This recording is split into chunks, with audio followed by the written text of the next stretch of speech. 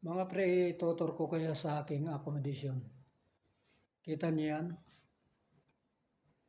Sa totoo lang, sa mga nag-abroad, kami na ang pinakamaswerte. Alam niyo kung bakit? Yung mga ibang nag-abroad dito, ang tirahan nila, bukod sa maliit na, masikip, tapos ang higaan nila, double deck. Tingnan niyo naman sa amin, no? Ito sala pa lang to.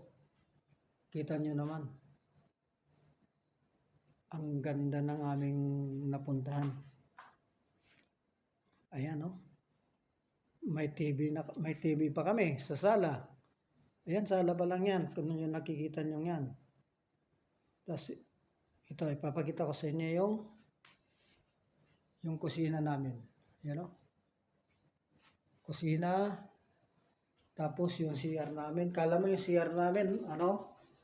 Sarili namin yung tirahan namin. Dito pa lang, swerting-swerte na kami. Yan, kita nyo naman, no? Kompleto kami dito. Yan, no? Tignan nyo naman yung cabinet na yan. Kaya maswerte kami. Yan. Yan yung lababo namin. Tapos, yan, no? Ipinagkainan namin. Ito, may sarili pa kami ng rep. Kaya, napakaswerte namin sa totoo lang.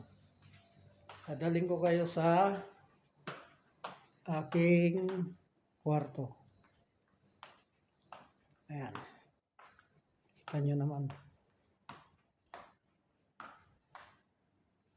Doon. Ayan, no? Kita nyo yun. Ayan, may washing kami rito.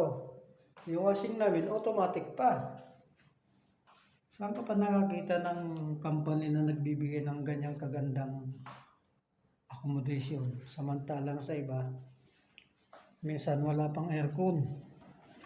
Ito yung kwarto ko. Oh. Kita nyo naman. Mayroon pang isang orange na tira. Yan o. Yan yung box na pinupuno ko para makapagpadala sa November or October. Ayan, kita nyo naman yun, no? Ayan yung higaan ko. Bali, dalawa kami rito, pero yung kasama ko kasi bihirang umuwi dito eh. Kaya sa ngayon, solo lang ako dito. Kaya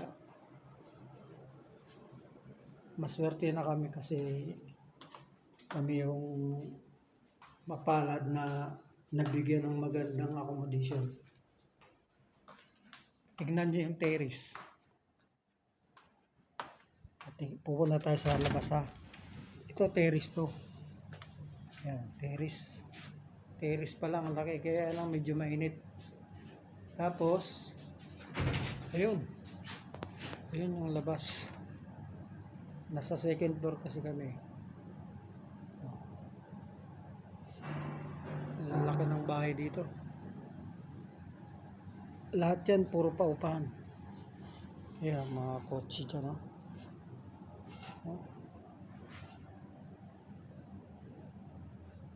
Okay, thank you.